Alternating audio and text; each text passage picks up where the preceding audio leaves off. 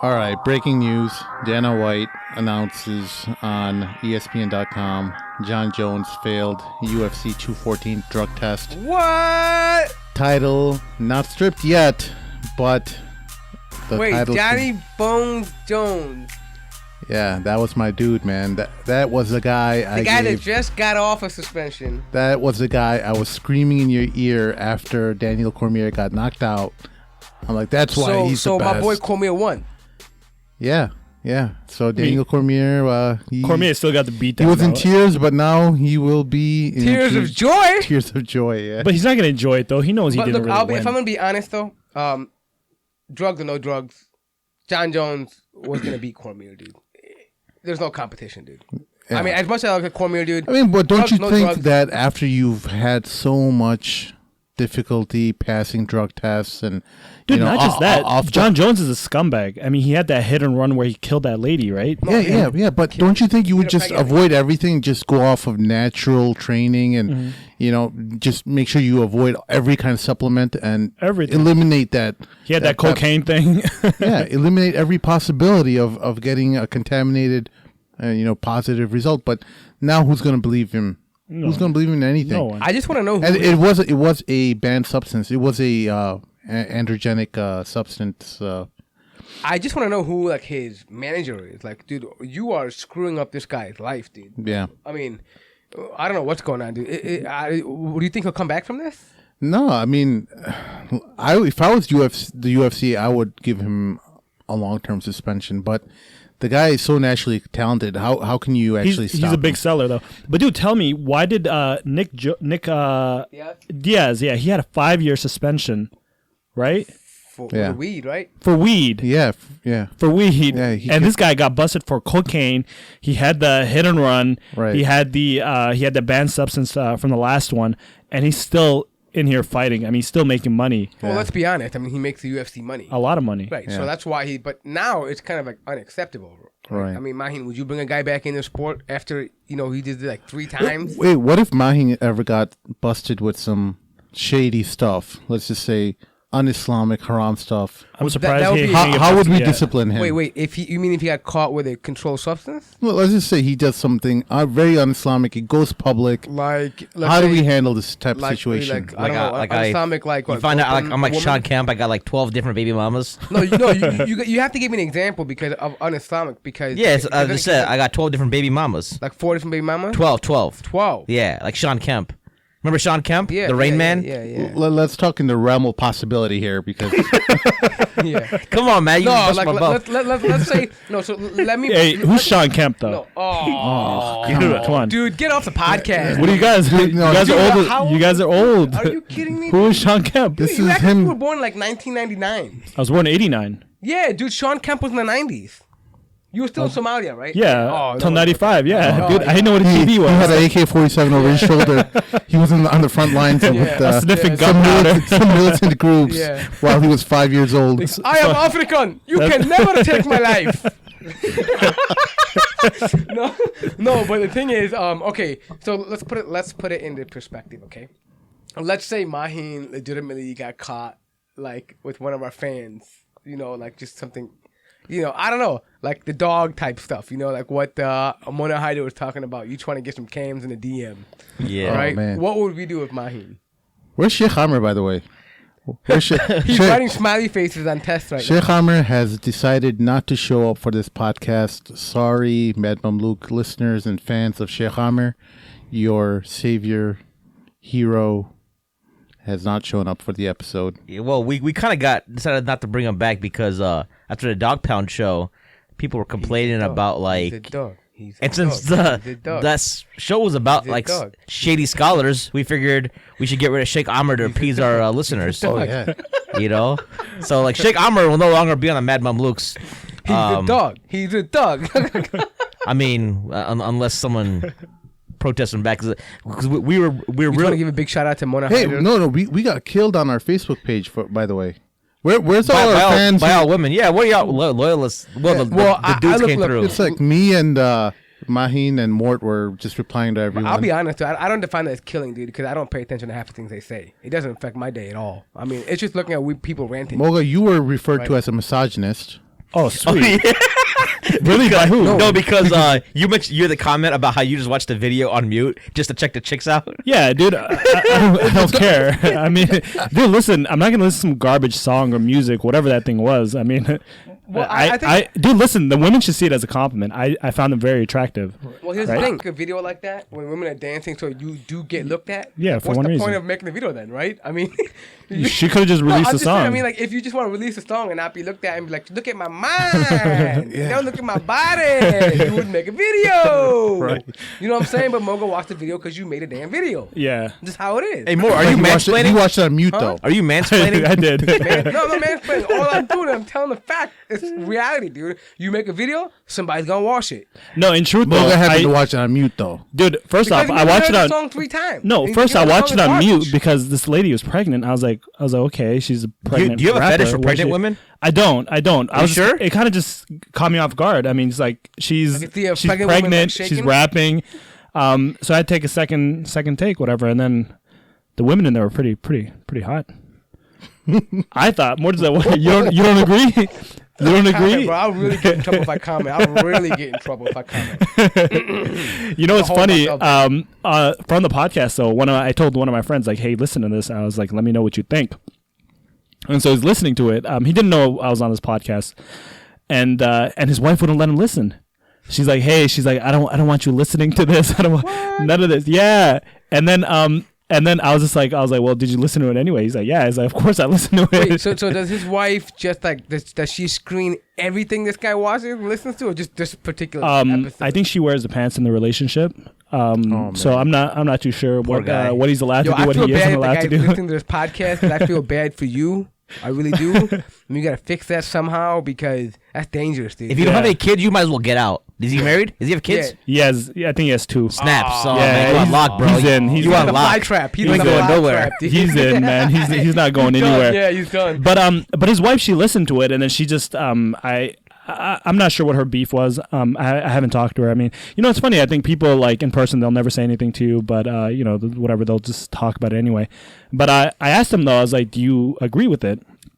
And he said, "Yeah." He's like, "Everything's true." And he's just like, "You know what?" He's like, "Even my wife knows it's true." Yeah. But they just don't want to admit it. Yeah. Right.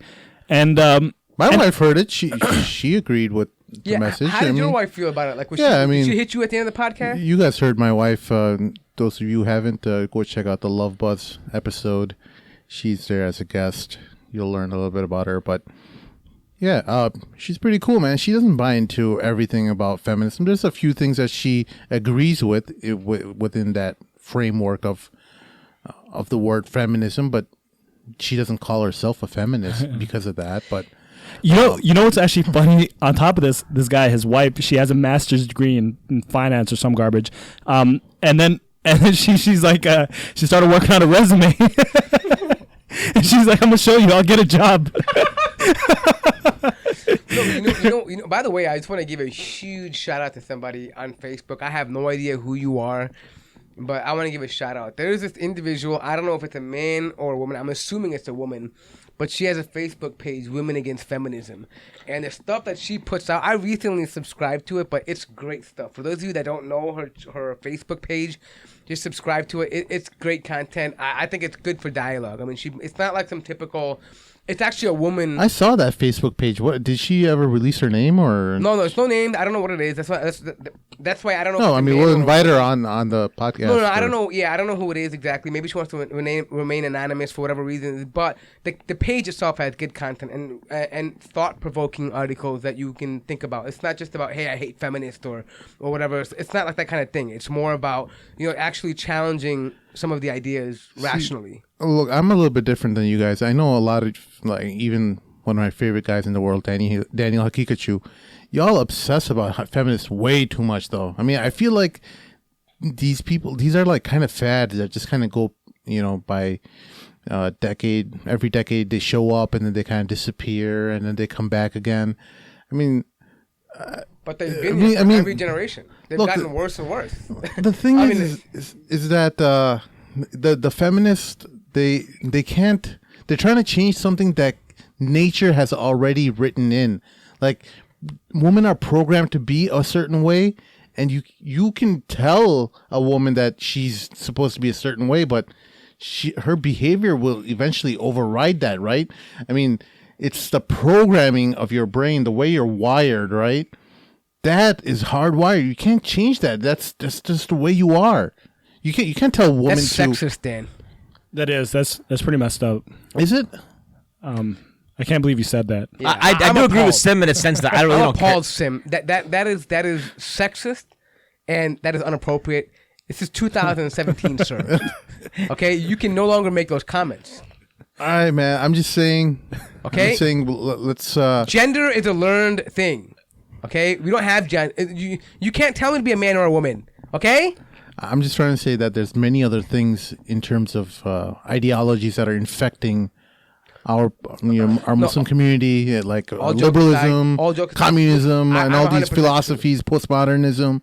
No, all jokes aside, you're right, dude. I mean, feminism is boring, actually. Yeah, I mean, we beat it with like a dead horse sometimes. I feel like. So I just want to give a shout out because people who were making these comments on our page. She actually started posting relevant articles to what they were talking about. So that's why I'm like, oh, cool, great. I just saw it pop up on my feed. But to be honest, I really don't. It doesn't affect me in any way, dude. I don't deal with feminists. I don't have anyone that's feminist in my family. Thank God, I'm not affected by that poison. So but what drives me nuts is how so many of our fans agree with us, and they'll privately message us like, "Oh, I love the Dog Pound episode, and you did great," but they'll never go on the page and help us out. Like, grow some. Come on, man! Like, why is everyone is so scared of the liberals? Like, they're so scared that these guys are gonna go after their jobs or hunt them down, find out their employer. They feel like they need to go into witness protection programs after. Can I ask you guys for one moment? Can I just explain something real quick? Because go ahead, Morty. On my Facebook, because on my Facebook page, I really went in, some people went in on me on a Facebook page about how I'm somehow the alt-right, or I am like, I'm like somehow like supporting alt-right. So you're white supremacist, basically. Yeah, basically, right? That's what alt-right is. When I say I'm an alt-bro, let me make this very clear, dude. It means that I'm not fitting into your leftist ideology or your conservative ideology. I am outside of both of your boundaries. I'm not a leftist, dude. I'm not a conservative. I agree on issues that agree with Islam. That's it. I'm out of your mold, so I'm an alt-bro. I will say things that you don't like, and I will say things that you do like. But why do you gotta call yourself an alt bro? Because though? I'm alternative. I'm not. They want me to be the left, and they why want me to be the right. Why just can't you say you're just Muslim? Why can't I be why are there liberal Muslims? Why are there Sufi Muslims? Why are there progressive Muslims? I'm an alt Muslim. You're an alt Muslim that seeks to find the middle path. Yeah. And who seeks to find the truth. Because the Muslims today doesn't that just make you Muslim though? Can a female who's listening to the Mad Mamluks, can she be an alt cis? Of course she could. Why not? Let's start it up. I'm not gonna fall. Come on, sisters. I mean, that Women Against Feminism page. She's an alt cis to me. That's my wait. Right there. You mean that's my uct, yo? Honestly, though, I don't have Facebook. Were any of the arguments valid, or was it just? To be honest, some of them were a fair argument that hey, there are people who are racist and white supremacists on the alt right, and I told them, well, look, you know what, that may be true. But I told them very clearly that for me, in my opinion, the way I see it, the alt-right may want to harm somebody right now, physically in the present, but I believe the alt-left will harm your akhirah, meaning that you will end up going to hellfire if you follow the leftists. Yeah. Completely, because they're taking away your religion. They're stripping you on basic points.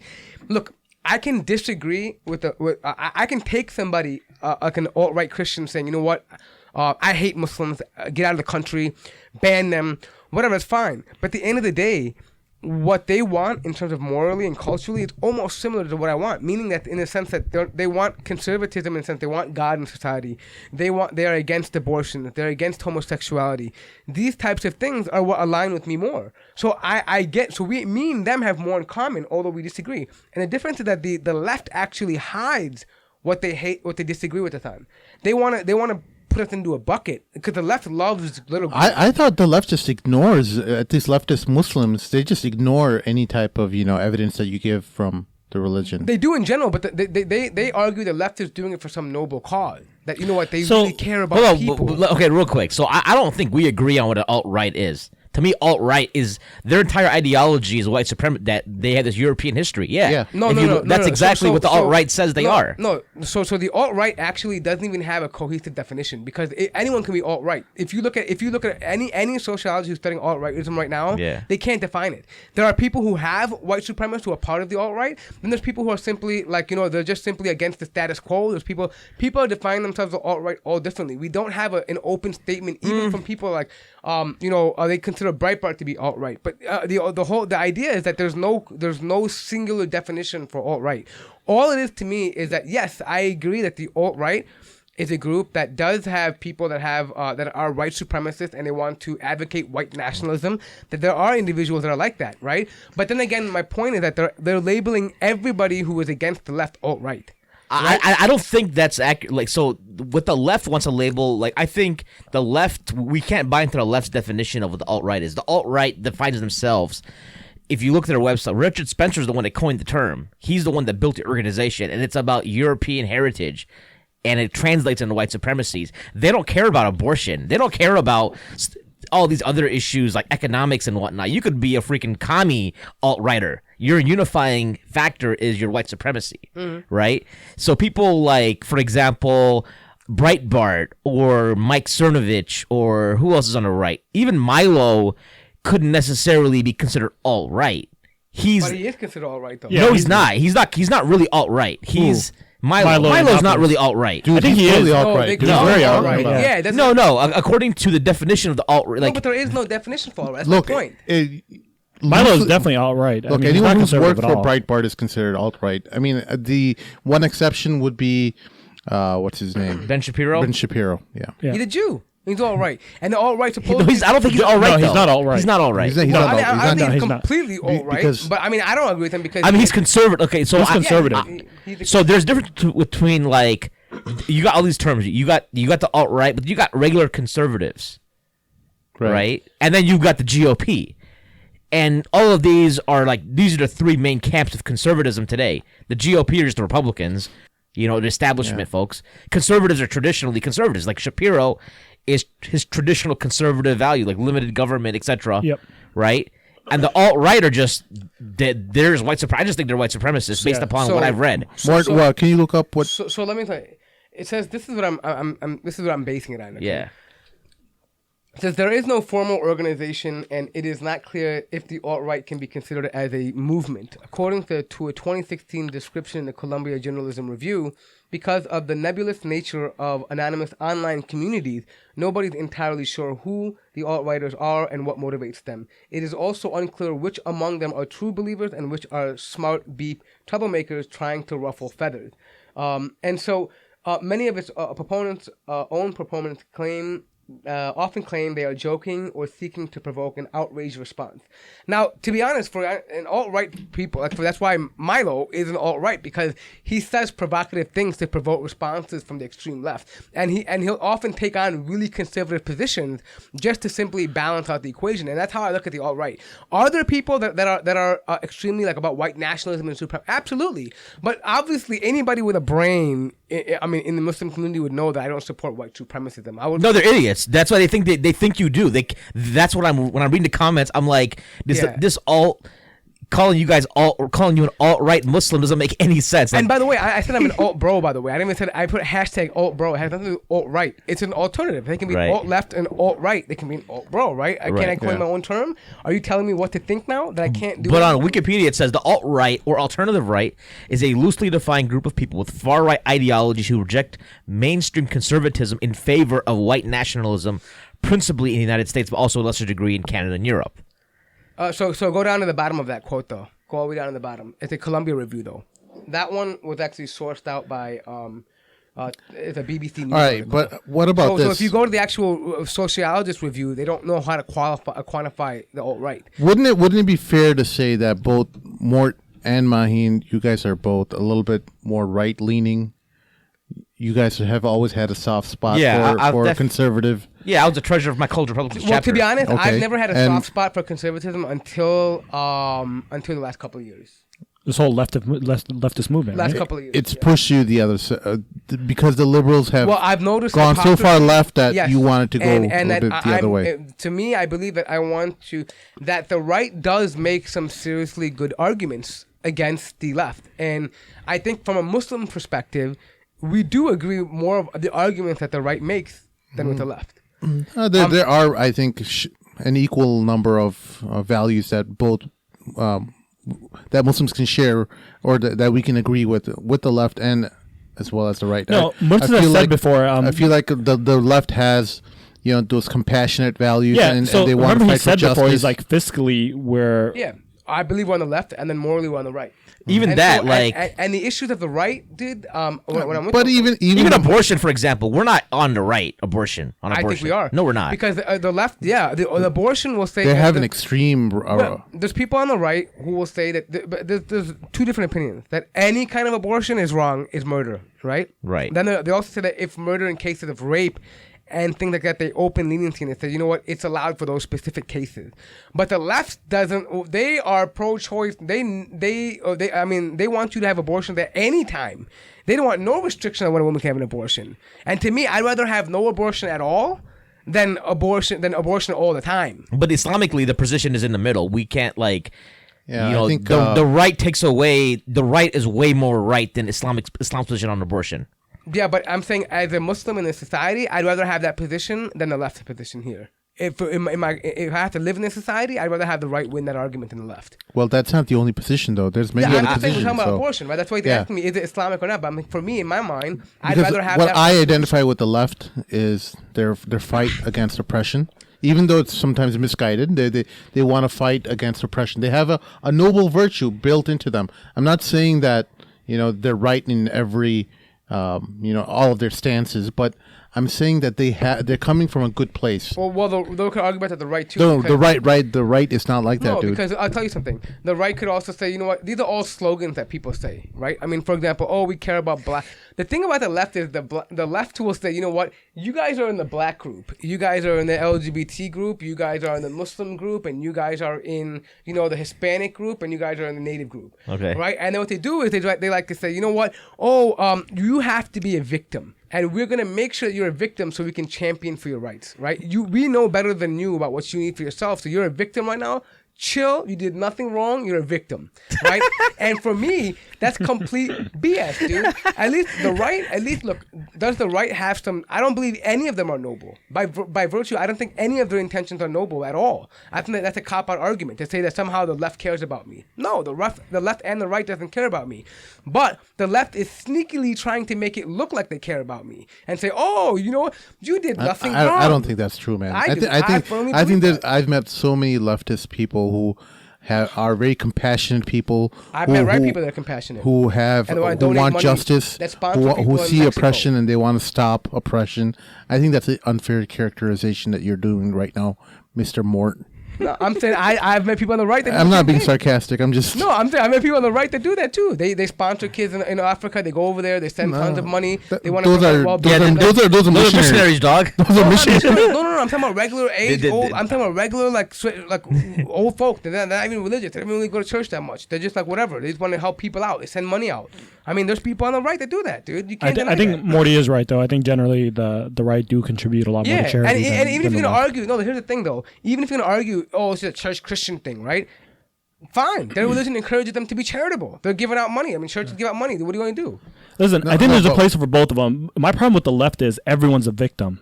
Yeah, Yeah, You know what I mean? man. I'm not Everyone a has victim. something to That's cry a fair about. point, but that's a fair point. But with the right, it's the opposite, where it's They almost cry indifferent. about other stuff like that's really dumb. No, the right like is standing for the flag.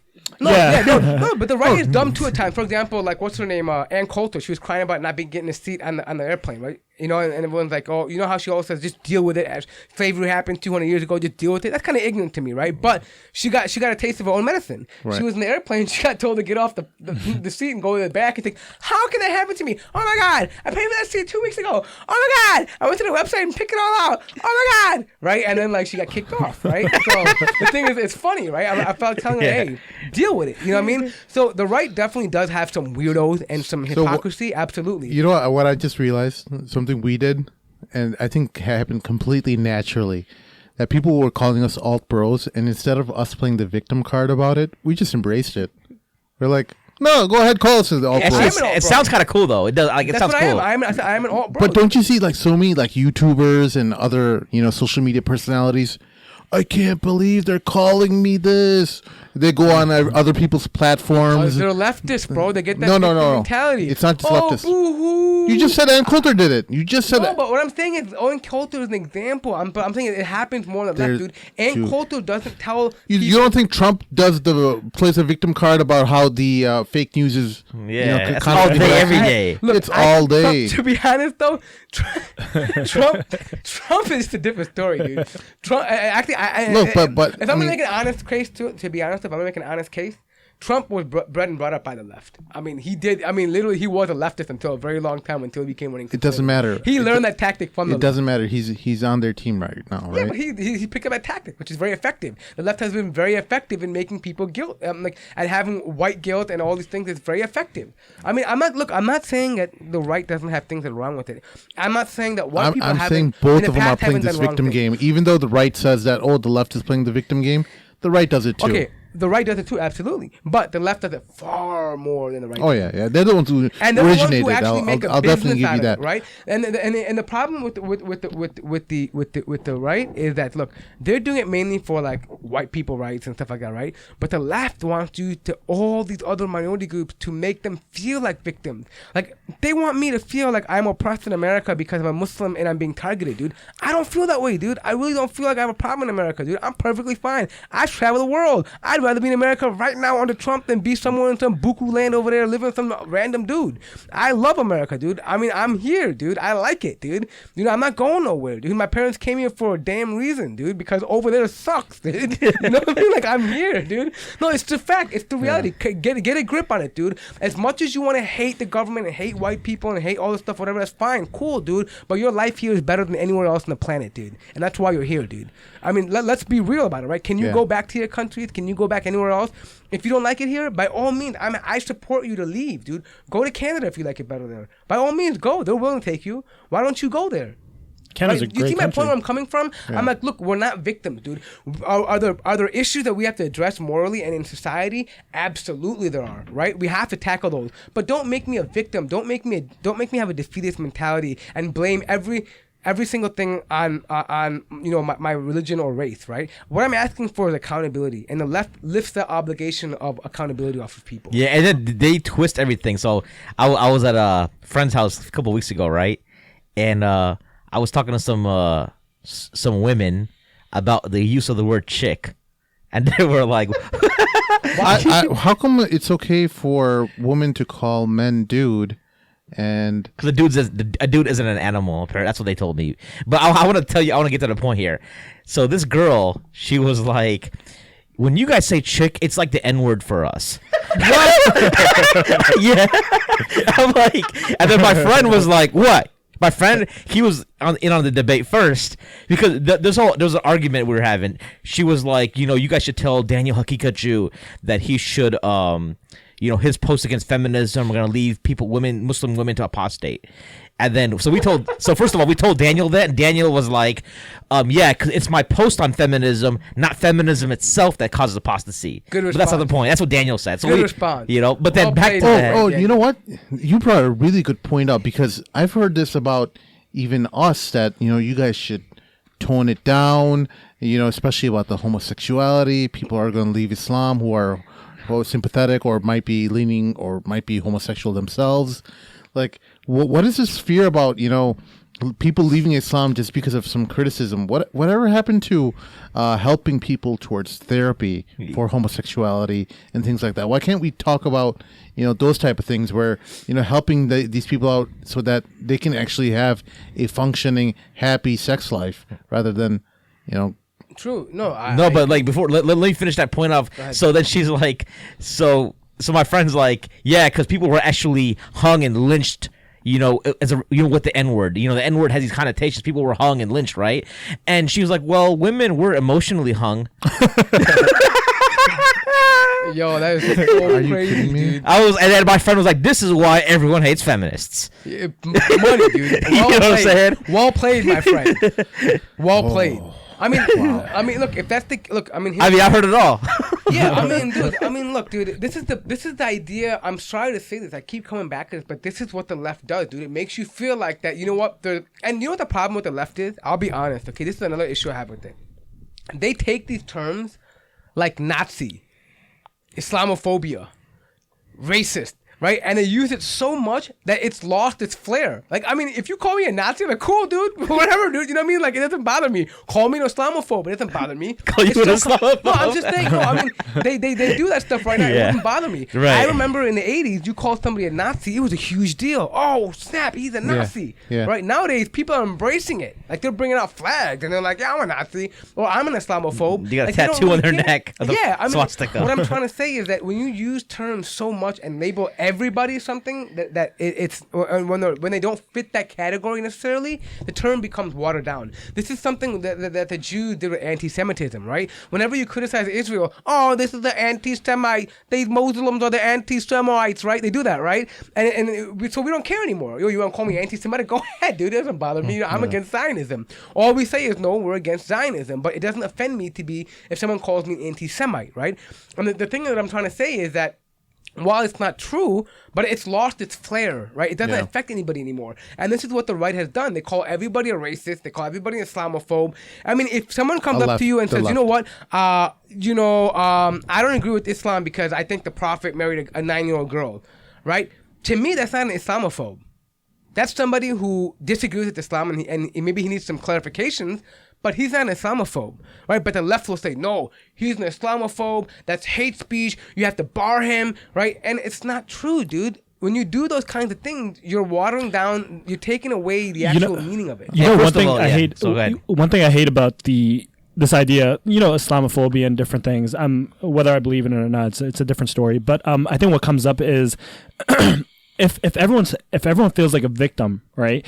If everyone feels like, hey, if my little sister came to me and she said, hey, I'm gonna stop wearing a hijab, I'm scared for my safety, I'm scared for this and that, or my brother said, hey, I'm gonna start praying, because I don't feel safe.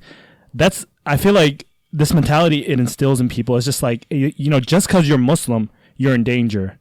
You know what I mean? Yeah. Just because you're Muslim or just because you're black, you're going to be unsuccessful or whatever, right? Because the white man is oppressing you, right? It removes responsibility from your own hands and puts it in everyone else. That's the only thing I have against it. Yeah, I know recently, Moga, you were looking for a job. Uh-huh. Did you feel any racism? I know you applied for quite a while. Let me Is your name Muhammad too? Dude, you're black and your name is Muhammad. Listen, my name is Muhammad. I'm black. My name is Muhammad. We call him Moga because he's from Mogadishu, by the way. Dude, my name is Muhammad Sharif, right? And I'm black. And dude, finding a job. I mean, it took me a little. I think it took me 4 or 5 months to get a job. But did you experience racism? I didn't at all. On top of that, dude, from all my classmates, whatever, right? I make the most. Like graduating, I got paid a lot more than everyone else. Do you think? Significantly it has more. to do with your mentality? Like, I mean, you're a charismatic person, right? Do you think it has to do with that? Like, dude, when there's your personality. No, when there's a piece of paper in front of someone, I mean, it has absolutely nothing to do with your personality. I can't speak through my. You think maybe they thought you were an Indian guy? I don't know. He's Indian. He's Oh my God, he's black. He's pretty black. He's here already. Yeah, no, dude, I'll be honest. I didn't have any sense of that. I didn't feel that at all. I went out. I think this world, it's a meritocracy, dude. Like, I mean, if you're qualified, you'll get the thing. You know what I mean? If you're not, then you won't. My thinking, and I'm not saying like I haven't finished this thought completely, but I'm thinking that a lot of these barriers are formed in young black people or even Muslim people's minds. That. We're creating psychological barriers in people's minds that you can't be somebody who's trying to get out of the hood. You can't get out of the hood because the white man will never accept you, or so and so won't. You're just making any kind of excuse you can so that you don't achieve a certain level of success. So you mean like they're like self-inflicted mental barriers? Well, I think it's from the whole community. I think the whole community that whether it's Muslim or African American, whatever. But I'm Listen, saying everyone here, is let me tell you a creating story. these barriers, psychological barriers that'll kind of keep them trapped into the ghetto You know or what? into Let's whatever. let the black man talk Let- because some people are complaining that we don't let black people talk. Or we don't have any black people on the show or colored people. So go ahead and talk. Let me tell you a story. I have a friend, right? He's a black guy, and so he's telling me the story about this guy, about his friends, whatever. Like they'll ask him, like, yo, pick me up. I'm trying to go to the club. They're not Muslim, right? And he'll tell me, he'll be like, he's like, Muhammad, man. He's like, these guys, they're wearing their Jordans. They're wearing these, there's this really expensive, like, leather jackets, like this $2,000 jacket, super expensive jeans, whatever. And, he's like, dude, they're the freshest dudes at the bus stop. You know what I mean? Do you hear that? He's like the freshest dudes at a bus stop. I mean, dude, listen, when you're in a situation like that where you're spending a lot more money on how you look versus on real things, you know what I mean? It's like, dude, at the end of the day, you can't be like, we're victims. You know what I mean? You can't say that. Dude, but look, man, that's an easy way to try to explain that away, but that's so much more culture driven than anything else. I It think very much is. Yeah.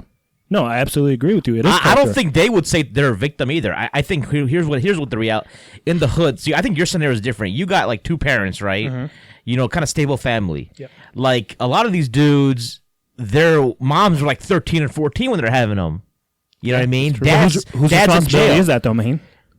But if that's the scenario, like that's all that's your world. It's like telling a kid in Iraq. My mom died. Dad died when she was 13. My mom's mom died when she was 6 years old. She had no parents. Yo, but you have a support system probably in India or wherever you were at. That's Bro, different. what support system in India, dude? They went to Pakistan. They were dirt poor. They had nothing. They were living in a shack. What are you talking about? They find a way to get to London, become a nurse, come to America, work hard, and get through. Yeah, but what percentage of people made it though? I'm saying, I think, look at our community here. A lot of people do pretty well. I'm talking about. I think I think you gotta look at differences. Now, I'm gonna be honest here for a minute, okay? Yeah. Granted, people who came in from India and Pakistan or other Arab countries, right, whatever, they didn't have to deal with Jim Crow, and they didn't have to deal with the whole civil rights movement and all that stuff. That's true, granted. I get that, right? However, I think what Moga is trying to say is that right now, if you really feel oppressed and you really feel like you're being held behind economically, right, or even in whatever it may be, you have to make the extra effort to overcome that. Like other immigrants have overcome those barriers. Like, for example, language was a huge barrier for Indian Pakistani people. Even when they talk English, they sound like typewriters, dude, right? It doesn't work, right? I mean, they have to, and people know that. They make fun of them for that, but they still keep pushing. And what he's saying is, if you're struggling from that, right, and you're at a disadvantage, we acknowledge that, fine, right? Don't go spending your resources and your time on stuff that doesn't matter. Like, like buying Jordans and then going to the club and hanging out and being the freshest at the bus stop, right? No, dude, invest your money in something that's going to benefit you. Dude, that comes from a strong family unit. That's what we're trying to say. And the thing is, for them, go ahead. When I was growing up as a teenager in my 15, 16 years old, I think I got a bank account and I was bouncing checks left and right. My dad pulled me by the ear. He made me pay all those bounce fees and he made me get a job. That was because of my family unit. I feel like the black community doesn't have that. So what about white people that have high divorce rates? And they're not. There's a lot of failed white families as well. Right, and so how come they're not doing the same stupid mistake that he's talking I think about? there's a higher concentration because of African Americans in the ghetto, thing, right? in the city. No, but concentration is one thing, dude. We're not talking about the numbers of both of who has more single families. What we were saying is, though, look at the premise, that because they're from single families is the reason why they don't have guidance to make proper decisions to not spend money on Jordans and jackets. Oh, those white folks have the same problems, too. No, dude. I don't know what you're talking about because he's saying... Wait, who made these housing projects? These were government-made housing projects that were completely populated by black people. Like, you can't say that the government had nothing to do with this. They were the government completely housing, and there were white people who lived in low-income housing as well. Very low. They were not concentrated in the ghetto where. Of course not. In a housing project. Not. They weren't as much as the black. Wait, people. I don't get it, Sim. What's your argument? What are you trying to say? What I'm saying is that there were government policies that definitely hurt black people. Yeah, but How? what does that have to do with right now? How? I'm just giving you an example. Yeah, let him about speak. Let him speak. creating housing projects that were definitely directly impacted. So putting black people in free homes hurt them. No, it was not just that free homes. It was crime itself that was completely. So did the government force them to commit crimes? Wait, who? No, okay. wait, look, no, I wait. want to answer that question. So, Okay. I don't think black folks in the hood think they're victims. This is what their solution is, though. I'm gonna like sell some crack, and I'm gonna get paid because I can make some money selling crack. True. Okay. You know what I mean? And then I'm gonna roll with the gang because that's my family. That's what I'm surviving. I'm not trying. I'm fighting the system. That's a There's choice but you make. There is one thing to acknowledge here. It is a fact that the government did infuse ghettos with crack cocaine and guns. There's no doubt about that. They did that in the 70s. I think the 70s. They did it. True, absolutely. But I think what Moga also is trying to say though is that they could only infuse that in the communities that were willing to receive that, right? Meaning that that in order for them, look, if I drop off a crap ton of guns and cocaine at your doorstep right now, are you gonna pick it up and sell that and use it? You have to. At some point, there has to be accountability for your actions. If you need the money, sure, why not? Right, but what I'm saying is account again. But did in these areas, Bro, if your kid's not eating, man, you taking that stuff. okay. But what I'm saying is, whether that's the right or wrong decision, Yeah. it's still your decision, right? You're still accountable for that, right? Are we taking accountability off the table? To a certain level, if I hold a gun to Moga's head and say like, "Yo, eat this eat this like pepperoni pizza that's pork," right? He eats it. I'm like, "Yeah, you ate it. You made a decision though. Okay, You're accountable for that pork." But no, you're not. No, He's but not. That's different. No, but I'm saying no. But look, right now, When you're no, forced. but Go ahead. so let's apply to what he's talking about right now. The Right. example he gave. Yeah. So what forceful decision make this guy buy Jordans or fresh clothes when he can't even buy? It's his product, dude. He's right now eating It's his upbringing, dude. Because Like, he assumed he's not going to live till the age of 25. Why the hell would he invest in a 401k or investments? We don't He's know probably where going to get I'm shot. gonna live, dude. I don't know where I'm gonna live either, dude. Life. Is No, but for them, it's Yeah. like real. Like you don't see cats getting shot in front of you like on a daily basis. No, but one thing, not every person is in that mode, though, dude. That's in certain areas. Dude, are you saying every black person lives in a ghetto? we're not talking about Come on, about dude. every black person. I have black people in my neighborhood who've made it completely fine. We're not talking This about is them. what I'm saying, We're though. talking about the people who are literally being oppressed in Yeah, the ghetto. you're talking about those, but I'm saying not Yeah. every person who does what Moga's talking about from Right. that community is living in the ghettos. But No, that's true. They're not. We're talking about who's the- institutional racism that No, has but been dude, let's occurring be in this real. country. I mean, dude, who's oppressing them, dude? I mean, there's so many government programs, dude. There's food stamps. There's a million things, dude.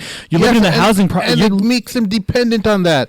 There should be real programs that are creating educational programs, helping So then, people you're who going to have. keep taking this money. You're going to keep living in this free house, and you're going to say that, hey, the government isn't doing enough for me. You're saying the government I rely on isn't doing enough for me. You're saying giving them homes no, is I'm bad. saying- You're saying no, Section 8 I'm- is bad. You're saying giving them free stuff is bad. So No, I'm how not. do we- I didn't say that. No, it's So then bad. what's I'm the not pro- saying you're that's saying- bad. you're I'm saying saying you it's the don't programs. create a one location, one central location where every poor person. But they don't do lives. that now anymore. That's gone. They have Section 8. We even Bolingbrook, Naperville, Lombard, Villa Park. They're everywhere, dude. Yeah, and it's been successful. It's actually been helping people.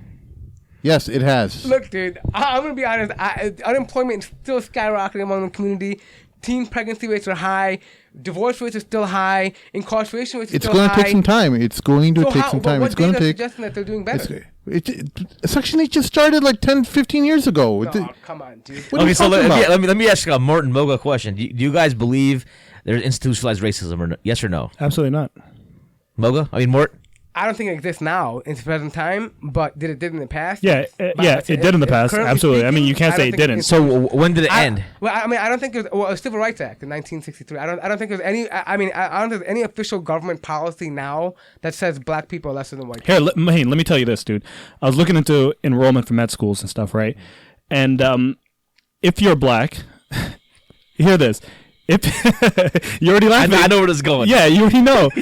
Should I even say it? No, because I think there's a threshold. Actually, I'm going to change my argument. There is institutionalized racism. And it works black against the people. white people. Yeah, It works against people it's who not aren't against black minority. people. It could be against me now. Okay. Because if I want to go get a scholarship somewhere, and if I'm not black, my chances of getting that opportunity are much Listen, lower. here's the thing, dude. If you're going to say everyone's equal, dude, get rid of everything. Get rid of affirmative action. Get rid of this. I mean, you can't get rid of public aid and stuff. I think people will always need that. Yeah, keep that. But Everyone needs that. yeah, you still need that. But you have to get rid of these things, and then when you have these things in place, you can't complain about being a victim. Look, if you tell an employer that you can't hire somebody because you haven't met the quota of black or Asians or Hispanic people, I mean, that's dumb. I don't agree with that's that. racism. That's institutionalized racism. Right? Meaning that you're telling somebody you can't hire somebody based on his color of the skin. Right. That is discrimination. Yeah. Right? So we do have institutionalized racism. It's just not in the favor of working toward black people anymore. I feel it's almost... But here's the thing, though. Go ahead. Before, let me just... I get the intention behind affirmative action. It's a noble intention. It was in order to balance out the years of segregation and what the government did. But unfortunately, it's creating this negative like environment that's making people more racist. It's my opinion. I mean, I feel like it exists in it's almost like class. So I definitely think, for example, like white privilege doesn't exist for like that random, poor, like, I don't know what you call them. You want to call them white trash? Is that politically correct? Single family, you know what I mean?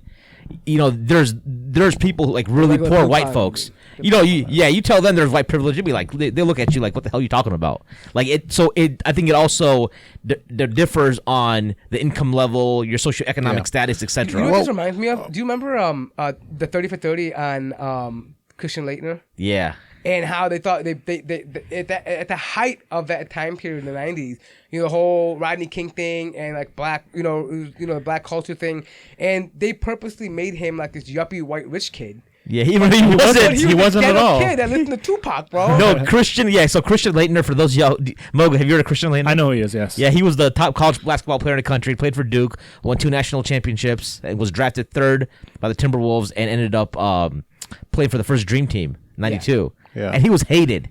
He's the most hated player. He took Isaiah Thomas's spot. Yeah, because Jordan didn't want Jordan, him. What I'm saying is that they portrayed him just because he was white. And he was at Duke. He was a tall, good-looking, blue-eyed white kid. And he went to Duke. And he was at Duke, which is like the epitome of like, right. White elitism. Scholarship, right. He was from a broken home. He was from a low-income home. It wasn't a broken home, but he had both parents. But I think he had a broken home. No, his parents were together. Oh. Yeah, they were like, but they were like blue. They weren't poor, but they were like blue collar. They weren't like rich. Like your typical Duke student is like from freaking New Jersey or like not Long Island, played lacrosse and works Abercrombie. Yeah, I mean he didn't have a house in the Hamptons. He didn't do right. Yeah, I mean he wasn't like that whole like that preppy culture. Right, exactly. He was a kid from the kind of the street a little bit. He was a street kid. Yeah. And they made him out to be like this yuppie white kid who was privileged, and he got to Duke because he was privileged, and his daddy knew somebody and got him in there, and that's how he got to the NBA and the Dream Team. But it really wasn't that, dude. It was just the media hype, and then the media portrayed him that way, dude. And to me, that is racism, dude. All right, now that we're on the subject of sports, what do you guys think about more NFL players joining Kaepernick with the sitting out of the national anthem? I think it's great. I'm glad the first white person did it too. I'm good with it. Hold up. Do you think Kaepernick is being blackballed? Oh yeah, absolutely. He's definitely a backup quarterback for any team. He's definitely a backup. For sure. He's a backup. He did get offered positions backup, but he didn't take it. The problem is that, dude, he's the number 30 quarterback out of 33, dude. So you're not. No, he wasn't. He was 21. I think he was 21. No, he was ranked 30, dude. Out of 33 quarterbacks. Based on what though? QB rating, QBR. That's multiple. They don't account for his running ability. Can someone look that up? I don't want to get this wrong. Look it up. No, I'm positive it was 21. Like QBR is a pure passing rating. Maybe that's possible, but you have to acknowledge he's got that other side. He's a dual. What's a quarterback's job though? Doesn't matter. A quarterback's job depends what offense you run. I mean that's true, but I mean. Was he actually offered a backup job? I'm not sure about that. The quarterback, I don't remember seeing that. That would break the case then. Yeah. I don't remember. A quarterback's job is to run the offense. I know the Ravens were really thinking about it. They're like, we're going to ask our fans about whether we should do this. Or they said, what was the exact words they used? They said something about we're going to have to do a considerable amount of research before we move forward with this. But Baltimore, they have a somehow strong... they never did this with any of the other Ravens players who had troubles with the law before. Ray Lewis about to kill somebody. Yeah. Oh yeah, and people love him. They never had to do any investigation for him, right? But all of a sudden, when it comes to Colin, they had to do some. So, I think this is where white folks are like being victims now. they're crying about the people like sitting for the anthem. Yeah. I'm laughing. I saw 11 last night. The Browns played the Giants in a preseason game. 11 Browns players sat for the anthem. Yeah. And white folks were like, well, where were they last year when he was doing it alone? I think now it's got amplified with what happened in Charlottesville. Yeah. And all this stuff, and post-Trump, people are like now like more like Kaepernick was the pioneer, and now Michael Bennett for the Seahawks is doing it, and people are like, man, you don't like it here? He's ranked number 29. 29. Yeah, you know who's ranked higher than him? Who? Fitzpatrick. Okay. Dude, he threw 6 interceptions in one game, and he's ranked higher than him. Dude, listen, it's first off, sports, right? They're private organizations, dude. Yeah. They can hire whoever the hell they want.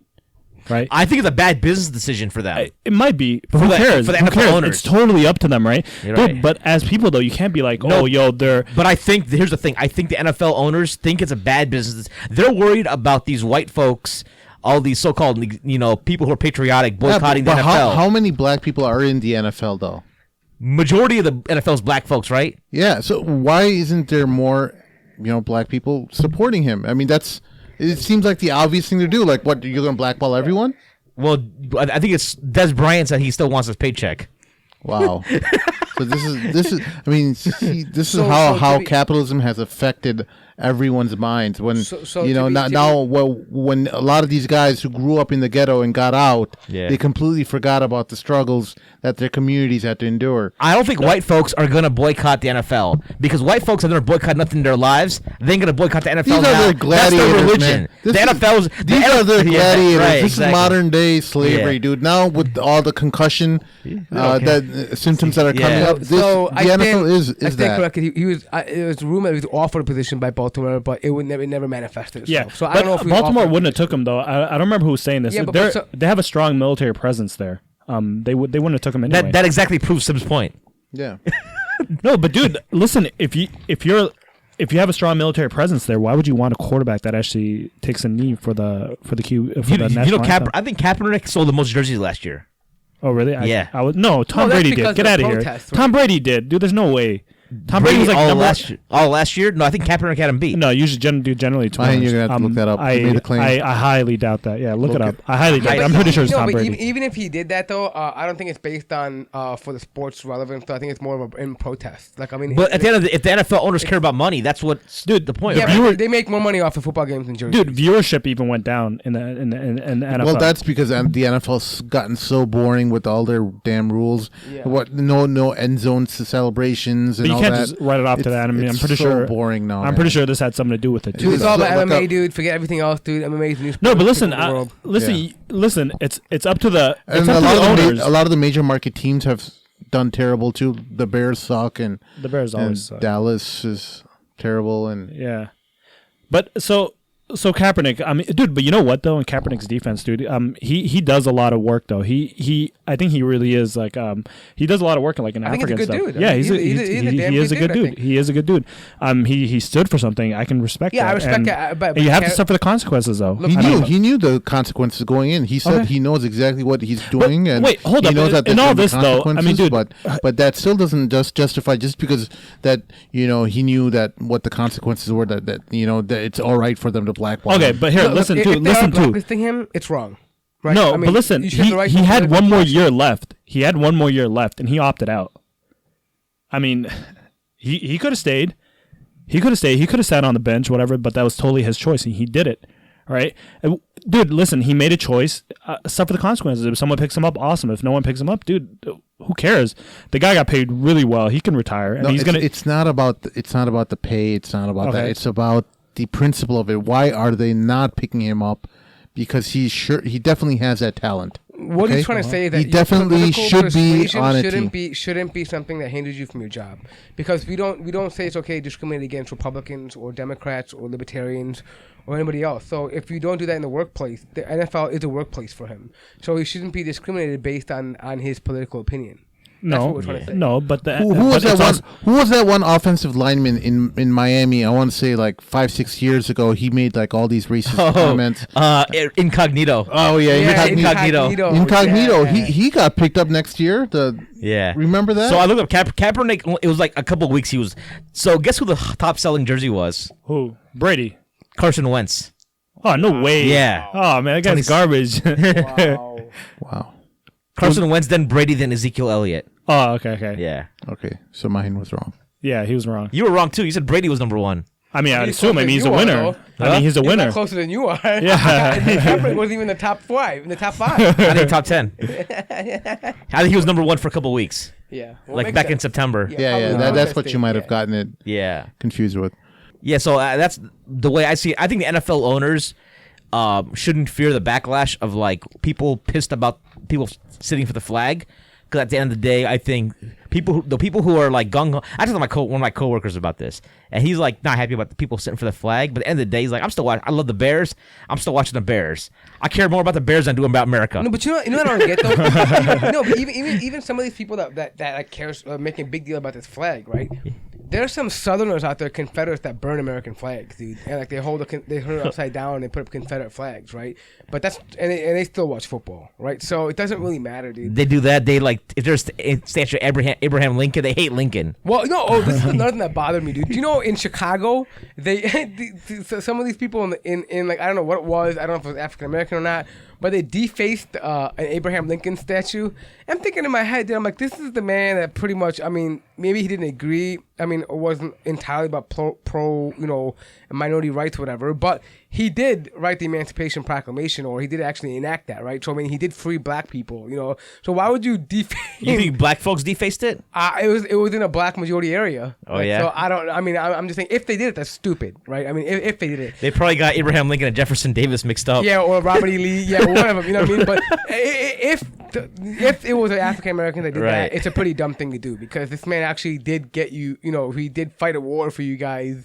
Is this whole thing about white supremacists being overblown? I feel like I've never met any white supremacists in my life. Like I've seen people who are racist. I but think it's because I've we live never in seen a Illinois single too. Nazi. We live here in Chicago I've too. met the difference between white supremacism and white nationalism. There's two different things between It them. doesn't matter, man. That's splitting No, it hairs. does. There's a dude. big It's like, difference. There's I think a it's big splitting hairs, difference. It's like Sufi and Salafi. Come on. No. There's a big, and I'll tell you why.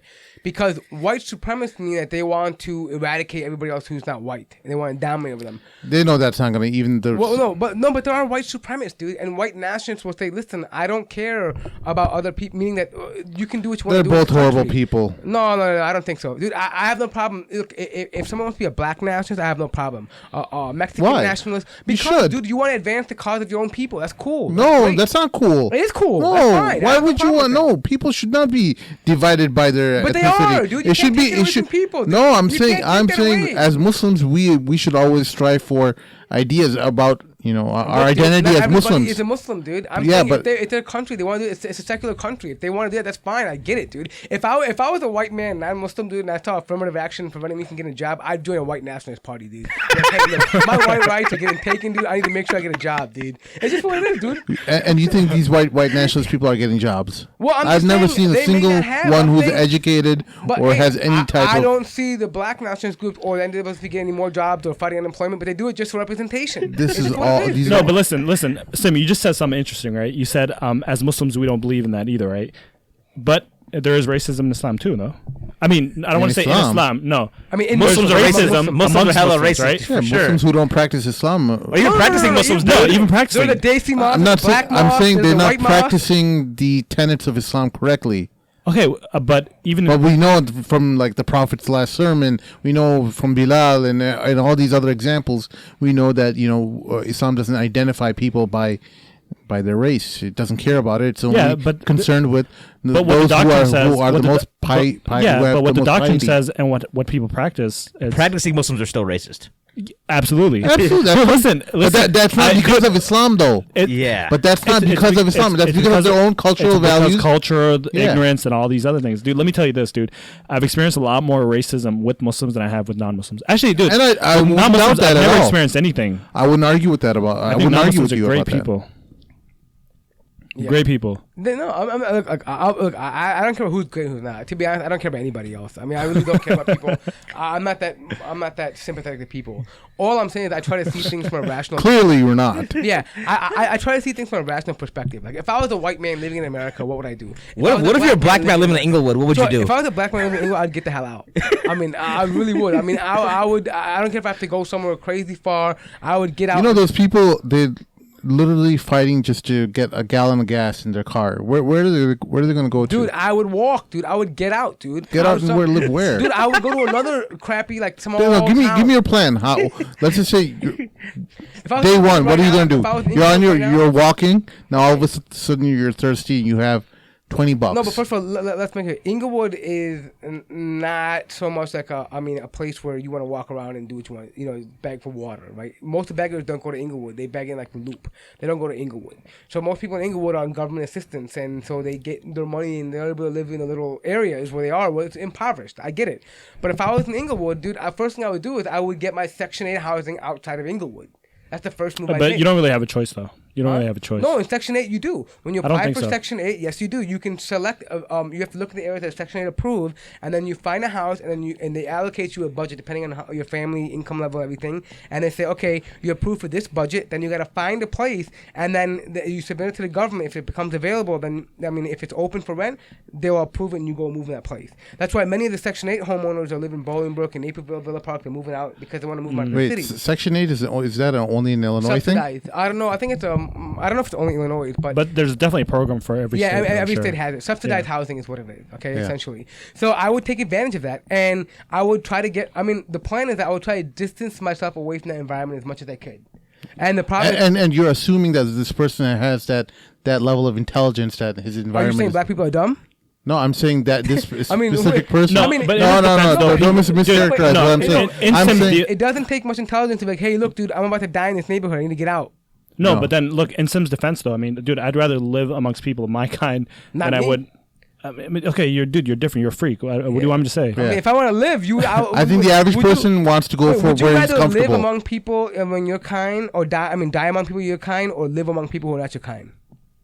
I'd rather die amongst my kind. Yeah. This is not me, dude. I'd rather live, dude. I love life. What? wait, we're talking about human nature. We're not talking about you or whoever. It We're is talking about human nature. Human nature. People always Human nature is gravitate. to live, dude. No, Survive. human nature is to gravitate towards their own kind. Look at high school. Look at how cliques are formed in Dude, high I'll tell school. you It's something. always based In on high race. school- It's no based on way. language, In high school, ethnicity. like, let me give you an That's how example. If Moga was a guy in high school, we went to the same day in high school. What are you talking if about? High school, if Moga was the kid in high school, the guy's butt whooped every day. Dude. I wouldn't stand next to him, dude. Dude, I'm I not saw getting you butt in a white high school. You were a guy who hung out with other brown kids. What are you Yeah, but I talking hung out about? with white kids too, though. You hung out with brown kids. I know I you. hung out with both, the white and brown. No, I don't know a single white went friend to of yours. high school. We went to Glen East. No, yeah, I went to. I went to South. Okay, but How do you know no, that? you were there for a year. making up stories No, you were now. there for a year though. I never went to, no, dude. I went to South from freshman to senior year. We went to grade school, elementary school together. You're getting Yeah. what I'm Hey, saying. Mortza, dude, out of the But- 7 billion so- people on Earth, you are one of a kind. No, dude, no, mashallah. no. This is very simple though. Look at this. Look at it. Very simple here. Dude, Check this but out. no, what he's saying though is like what's practical and like what actually but it's takes place. practical, Though dude. it's I'm saying completely if different. you're making time to be that dude, when you walk in the street, you have no food to eat, you're dying, you're getting shit with stray bullets, you're dying. That's not the case. No, he didn't say that. He said, "Oh, you have to walk outside and you hit bullets, and you're No. dying, and you can't drink water, and you have no food to eat. You're dead. You're dying, dude. So would you? What is your instinct to survive, No, dude? yeah, if so it's he's survival got a mode, house right you now. would get out of that area, dude. No, if he you wanna wouldn't get that. survive. It's not that simple. It's not. Dude, he I'm not already saying has a nothing house. is simple, dude. Dude, buying a house is not People simple. will always go towards what's more Who said easier. It's simple though, dude. I'm saying if you want to choose easy and live in that society, that's your. You asked me what I would do, and I'm saying, dude, me in my mind, I would survive, dude, and I would get out of the area. I would see if I see 10 of my homies dead after a year, Okay. 10 years, I'm leaving that goddamn neighborhood, dude. It's simple math to me, dude. If I have to grow up thinking that I'm gonna live until I'm 21 years old, I'll be dead. I'm leaving, dude. I love my life. I'm moving past 21, dude. I'm out, bro. Where are you getting that money from? Dude, it's Section 8, dude. You already It's got a called felony on subsidized you. housing. Wait, You already got felony. Why are you living life? So, How do you know they're living? How do you know you're living life at that age? Like you're living. You don't enjoy things like enjoying company. You don't enjoy waking up and watching football games. You don't enjoy going to school, hanging out with women. That's all part of life, right? Yeah, you but want it to stop? I can't do that in a Section 8 house in the No, burbs. of course you can. Why not? I got my girls in the hood. Like, I gotta leave them. New girls. The girls are a dime a dozen. I mean, come on, bro. Really? You're gonna stay in a neighborhood? You're gonna die because there's girls? Yeah, that's what we're Not men. me, bro. Not me. Dog. I'm just saying. I guess for me, I don't know. I don't see the rationale behind it. All I'm trying to say is that there are opportunities to move out and do things, right? And I'm not saying everybody has an opportunity, right? To be honest, to be fair. I think you're making something very. It's a very simple idea. I understand that what you're saying, but I think the way people are conditioned in the ghetto or in any impoverished neighborhood, whether it's white or black or whatever, they're conditioned so that they don't ever leave. I'm just looking at it. They could have immigrants. $100,000 and they'll still hide it under their mattress and they'll still live over I'm there. looking at it like an immigrant perspective, dude. My grandfather wasn't making it in Yemen, dude. He dipped out to India, dude. He did. But they all come from what? They all come from strong family structures. No, my They grandfather. all were built with the mentality. They're conditioned with the mentality to succeed, to work hard, to fight. Listen, that may be the fact, but the fact is that they were able to leave. Dude, when there was a drought in Yemen and people were starving, they dipped out. Because they said they can't live here. When it became crime-ridden, they dipped out. When they went to India, and then there's a split between Pakistan and India, they were comfortable in India, dude. They had massive amounts of land. For principle, they left. They went over to Pakistan. When they went to Pakistan, and they tried to live there in a shack. We had 15 people in a shack in a like 20-foot home, dude. They couldn't. They tried to make it work. It wasn't working. People sabotaged their business when they tried to start it up. They had to bounce out. They dipped out. They realized it wasn't working. When they came from London, they came to America because of opportunity. Immigrants, your parents left Somalia because it was a crap hole for them, dude. They took off. Your parents left Bangladesh because it was a crap hole. Your parents left India because it was a crap hole. They left because of opportunity. I'm saying it's human nature to migrate and to move. We've been doing this for millennia, dude. Why is it stopping now in here? I don't get it, dude. Okay. I don't think my perspective is I don't think I would have ended up in America by my own accord, right? Like my dad was able to come here on some fellowship, back in the day for school. You know what I mean? Like I don't think I could have busted my butt in Bangladesh to be like top 1% to make it out here. So that's because right now the way we're spoiled here. But what I'm saying though is that people who are enduring hardship, you would have found a way to come out some way somehow. Or I might have been comfortable just chilling in my lungi. All right. You might, but I'm just saying. Let's move on to lately the last week or so. The big thing's been this whole Charlottesville, this Antifa or Antifa or whatever, anti-fascist, whatever you want to call them, versus right. And I think a big thing is freedom of speech, right? People being allowed to say whatever they want to say. What do you guys think about that? Do you think people should be allowed to say whatever they want to say? Absolutely. I think people should be allowed to say whatever they want to say as long as it doesn't cause, a situation where people can get hurt, like yelling fire in a theater. That's always the easy example, but people always have that right. That's the country we live in, that people have that inherent right that they can say whatever they want. I don't understand what the problem is. For the most part, yeah, I think there are certain things that should be protected. Okay. Like religious figures should be protected. Like as far as like people can disagree, but people shouldn't be people shouldn't be able to say, for example, like the Prophet Muhammad was a pedophile or Jesus was a demon. You know what I mean, or whatever about certain you can differ, but I think there should be certain. So I'm gonna play the devil's advocate here. No, do you think they shouldn't be allowed to say it, or they shouldn't? No, I mean that's kind of common sense, right? I'm not gonna say here, right, but like I think that it's because. There are certain things that are inflammatory enough that will warrant, like words are just not words. Words can, people will start war over words, right? Yeah. So let me play devil's advocate here. So you're saying that you can't insult religious figures, okay? Because it's dear to somebody, it's inflammatory. But what if somebody who believes that Robert E. Lee is holier than any other prophet to them, and that's a whole religious figure to them? They really idolize that man, and by attacking him, it's inflammatory to them. Do we say the same for them? Well, I think there's an etiquette to disagreeing with Rob with that. You know what I mean? Like, like what are you gonna call? Like what would you call? Like you can't. I don't think it's right to attack Robert E. Lee in a real vicious manner. that's I think there's a limit. We're talking about what's legal and what's not legal. Yeah. So I think by legality, legally, I'm saying the question is legal, so right? Legality, you can say what you want to say, dude. Right, I know that, right? Right. So what I'm saying is that this is where we differ from Europe and Canada, in a sense where in Canada, they can arrest you for hate speech, or in the UK, in Europe in general. Yeah. You can't use provocative speech to incite hatred. Right. In America, that's our fundamental difference between us and them. Right. That's one of the reasons why we can get away with criticizing the Holocaust and Europe can't. Right. Because we have that more. See, I'm going to argue that we have more freedom of speech. We don't have freedom of speech. We're more free because there is no complete freedom of speech anywhere in the world. Mm-hmm. Right. It never existed. Never will exist. But we are more free. We are freer than other countries, right? So in that sense, according to our in legal precedent, you are allowed to say what you want to say as long as you're not advocating death or killing, or you're not inciting anybody to kill anybody, right? But you're not free from people's reactions, though.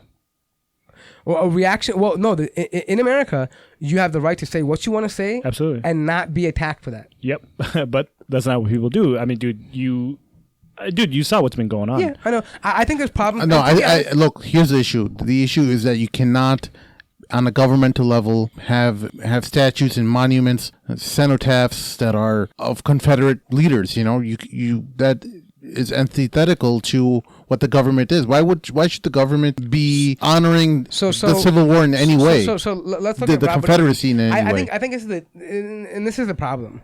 I think that it's a bit deeper than just the Confederate States, and I'll tell you why. Okay, this is what I really believe. Okay, first of all, to me, those statues really, I don't care whether they're up or they're not up. Now, the reason here is this. I'm gonna address one thing for Robert E. Lee in his case. Okay, don't forget, Robert E. Lee was a general that wasn't just famous for the Civil War. He fought in the Mexican-American War, and that's where he became like an exalted general. Like, I mean, along with Grant. Right, they were in this war together, and they were homeboys. Right, actually, Robert E. Lee actually was in favor of the Union. And if you look at his own writings, he actually didn't even really care about slavery. He actually wrote about how he spent time on a plantation and didn't want slavery. His argument was this: that at this time the states were like individual countries, right? They had statehood was a lot more. It was taken serious a lot more than it was as a union, meaning that the states had a lot more autonomous rights. So what he said is, I am with the Union. He actually refuse to join the Confederate Army. What he said was, I will never fight the Union unless they invade the home state. And the Union decided to, obviously in the quest to abolish slavery, they had to take over Virginia because of the plantations, right? So at that point, he said, I'm defending my homeland, meaning his state. That's all like revisionist history that no, a lot of these people from the South who I would say that Mort is pretty clear. This is the stuff that the right wingers try to push down. This guy was nothing but Abraham Lincoln had slaves, dude. It doesn't matter. We're not talking about Abraham Lincoln said about black people is appalling, dude. We're not talking about. You know what Abraham Lincoln said? I'm not defending Abraham Lincoln, by the way. He said that he'll keep slavery if he can keep the Union together. What Abraham Lincoln basically said was, either as a nation we accept slavery completely, or as a nation we abolish it completely. He said, a house that is divided cannot last. So he really didn't care whether slavery was right or wrong. Yeah. He actually owned slaves. Robert E. Lee actually came out in his own writings to his own son that we have documented, that said that he actually, after spending time on a plantation with cotton pickers, as he mentioned, he's like, I have sympathy for them. I don't believe slavery should be allowed. But the problem is his defense. I'm not saying that Robert E. Lee was some type of a great man, but let's look at things for accurate projection of history. His fault was that he actually ended up fighting against the Union. He shouldn't have done that, even if it came to the state. That's where his mistake was. But here's the other. But see, I know where you're coming from, because the problem is that these statues were erected in a time when they were trying to enforce Jim Crow laws, right. And so that symbolicism of that era is what these statues are representing for white people. Right. But they're criminalizing Robert E. Lee in general, and I don't think it's fair, dude, because he is the founding father of the country, meaning that he did he did fight for the Mexican-American War. I'm talking from a patriotic perspective, from an American perspective. From a military. Yeah, he did contribute. I mean, dude, Abraham Lincoln reached out to him and wanted him to join the Union. That's how important he was. He wasn't some like Joe Schmo, right? So that is part of American history. He's not the only monument that they're talking about. Right. They're talking I know, about but Robert that's why specifically. No one holds wears the stars and bars on their car because they're honoring Robert E. Lee. They're wearing it because they're racist. No, but this is why I said that Robert E. Lee is not an issue to me. What I'm saying is what we're doing is it's not about statues here. We're combating an ideology that wants to bring back like Jim Crow and bring back the old way of segregation. I don't think they do. I think they just want their own type of identity. No, they do. They really want to segregate people, dude. No. I'm saying they want to be isolated from African Americans. Or Jews or any other minority. They want to have their own communities that are free of those type of people. See, I honestly, my opinion though, I don't even think that really matters, because if you want to have your own community, by all means, go ahead, have your own community, dude. Doesn't really matter. As long as the government doesn't enforce that law. As long as the government doesn't say only these houses can be white or only these businesses can be white. If in the eyes of the I think law, that's the whole point. I think that the people on the left are saying that there shouldn't be any governmental institution that has any type of Confederate flag on it. Shouldn't have any type of Robert E. Lee statue or any other Confederate leader statue. For example, dude, by what you're saying is like this. Since the Nazi Germany used that Nazi Hindu symbol, can we say that Hindus can't revere that symbol anymore? That's the religious symbol. You can't blame those things for what people how people make it out to be. Robert E. Lee is not calling for that, dude. That monument is not about. I mean, look, Robert. He was a criminal. He fought against the government. Dude, okay, I'm gonna agree with Mort here pretty much, because Robert E. Lee, like you said, Lincoln approached him to lead the Union Army. And actually, the only thing it doesn't matter. In the end, he's a criminal. So Lincoln approached a criminal? Okay, so he was not a criminal at that point. No, he never joined the Confederate Army. He never once joined the Confederate Army. It doesn't matter. It does matter. He fought against the Union Army. Yeah, because he fought against the. At that time, he lost against the Union Army. He lost, but at this time, dude, the states were different as they are now, dude. They were like individual countries. The concept of what it meant to be patriotic was because what happened was Lincoln sent his Secretary of State, I think it was Sewell, to go recruit Robert E. Lee. At the time, Fort Sumter happened. So there was a rebellion. He's like, President Lincoln's asking you to lead to quell this rebellion. And then he says, as of right now, the Virginia legislature is voting on whether to secede or not. And they seceded. And so Robert E. Lee was like, I cannot go against my home, Virginia. We can split hairs about Robert E. Lee all day long, but right now, the white supremacists are using his statue as a way to further their cause. They're using these monuments as a way. Point. His statue should stay up. That's my point. Yeah, no, it doesn't matter. No, but listen, Sim. So what if somebody uses Lincoln's statue for something else tomorrow? Should we pull it down? No, because he's the president of the United States. It doesn't matter. It doesn't matter, dude. What if they're using a statue for racism? What about Washington and Jefferson? No. Al Sharpton said the Jefferson Memorial should get blown up. No, you hear that? Saying, So anyone who takes any monument for their own cause now that is not right, we should just simply take it down now. The Auschwitz memorials are still up. I mean, we're talking about the monuments that are used by racist people in general, okay? Nazis, but we're talking about monument, dude. It's just there, dude. It's not changing anything. Dude. They're not there doing Tawaf. Yeah, it's not, I mean, but they're honoring a period that is dude, a shameful period that. For points that they want to, but at the fact of the matter, in the state of Virginia, dude, he is a hero for the Virginians, dude. It's a deep issue for them because Virginia was an individual state, like a lot of these other states were. It was a country for them. At that time, states were viewed as a country. That's where the whole idea of country, go back to the country in which I passed from. They had an idea of being individual countries. And guess what? West Virginia and the Virginians in general are one of the most racist states in the country as well. That's fine, dude, but racism we're talking about the reality of these people, what they are using these symbols of as a way to remind them of their glory days, of the ways of when they used to own slaves and when they had their thumb over all of minorities. What was that? But you cannot act upon your racism.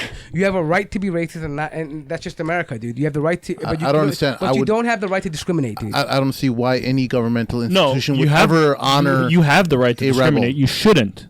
No, you don't have the right. Because in the right, in the eyes of the law, you don't have the right to discriminate anybody. I mean, if you do that, the law will punish you. I mean, yeah. So they could. Sim's point is, if Robert E. Lee statues or Stonewall Jackson or Jefferson Davis, any Confederate leader, we shouldn't have statues of. Is that No, what they you're shouldn't. saying? They're all part of the rebellion. Okay. What about? So it's for you. It's not about slavery then.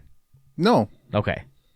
Just because, like, I know that's the other argument I heard was I heard a lady on CNN today talking about the George Washington statue should come down too, and Thomas Jefferson. No. Because they were no, but I understand. But she was a black woman. She was like, well, because my ancestors were dragged here by them. You know, Well, the whole White House was built by black people. Then Well, yeah, are we going to tear down the White House? Can the natives argue? What can the natives argue that? You know, this White House is a symbol of oppression upon my people. Bring it down. I mean, they do have an argument. I'm saying, whether or not but they're are we going to legitimize? Are we going to cater to that argument? I'm thinking it's different. It's different between institutionalizing the argument versus like them having the right to the argument. I think people shouldn't like get upset about people like saying Washington's statue should come down if you are from an African American background because he was a slave owner. Look, I'm saying, look. If they desire to come on, hey, by all means, call for it if you want to do it. But I don't think the state should act upon it. You have the right to. You have the right to say, you don't want something up there. Yeah. But I don't think it should be. No, look, you want to honor Robert E. Lee or any other Confederate general. Do it on your own private property. That's fine. Go ahead. You have that right. But to do it on a governmental property, no way. How could you before that? Dude, he was. Like I said, It doesn't matter what he was. He's a hero. It doesn't matter. He was like the GOAT, man. He fought against the government. He was for them. He was the greatest of all time. Like for them, I mean, like I'm just saying, these people, like that was part of people who lived. It doesn't matter. It doesn't matter. He not on governmental property. You can't have a man. I'm saying he's still an American hero, dude. It doesn't matter. Oh, let's just say because of the Mexican-American War. It's not just about civil let's just war. say He was a distinguished general in the military of the United States military. It doesn't matter. No, but look, it does matter. But look, dude. no, actually, I see where Sim is coming from. Though he's saying you can't honor a criminal, right? I was saying criminal. They criminal. lost. I think the point that's really makes sense is that they lost. Like, the Confederacy lost, so therefore they shouldn't have anything. Yeah, I mean, you know what I mean? You see General CC honoring what's his name, Morsi. No, but that's the difference between America. Oh, he was a great leader for the opposition. But too bad they lost. That's the difference between Egypt and America, though. Yeah, who was in charge of Saudi before Ibn Abdul Wahab and Al Saud? Yeah, you see no one that? knows the that, Ottoman right? Caliphate. Yeah. Yeah, they got like. Again, this is the difference between the Middle East and America. Yeah. I mean, the West Virginians can. I mean, No, we're just talking about the principle of honoring the loser. The loser, like who honors the loser? Well, I'm thinking for them. I'm thinking. I'm putting. Who cares about what they think? We're just saying what's right about it. Let them. No, but Mort is the one where there's no loser. Everyone gets a ribbon. it's their Second state. place ribbon. No, but it's their state. No, I'm not saying it's fourth place ribbon, If they want to dude. erect a monument for somebody they respect, it's their state. Honorable mention. You know what I mean? That's their state, though. You know Get out of here, man. All right, let's talk about the Eclipse. Did you guys see the Eclipse! I saw it. It was nice. I don't really care about it. What? Yeah, I didn't. Oh Really care man. about it. I was so excited. I was excited about it for weeks. I had it marked on my calendar. You were let down. I love NASA stuff. Loser. Dude. I love it. I love that stuff. But I was completely let down because in Chicago we had a cloudy day, and it wasn't just that, man. Okay, so me and my coworker, we go out outside our building to go check out the eclipse. Did you and get your little twinkie glasses on? oh too? man, huh? No, No, I didn't have any glasses. I was just gonna look at it with my bare Walk naked around. eyes. Wait, how'd you expect to see it then? No, I just wanted to see, like, I remember the last time it happened, the atmosphere kind of changes colors and it looks kind of cool. I just was wanting to hang out and see, When was the last time? Hey, weren't we in elementary school? I mean, grade school? Yeah, remember? They said it was 95 or 94, right? Yeah, 94 was the one we saw it together when we were in grade school. Yeah, it was. And me and Mort saw it together. We went to grade school together. We had to put a pinhole in like a paper. Remember? Yeah, but dude, my eyes hurt even though we did that. It hurt for like a couple weeks after that. Really? For 2 weeks, my eyes Not were. I was mine. getting headaches. Oh, by the way, Trump looked directly into the sun. Yeah, We saw that. For those of you that don't know, Trump, the genius, the greatest poet we ever had, he ended up just coming out and just looking right up at the sun. And at that moment, you see, like, immediately his advisor go, "Don't do that!" And he looks down.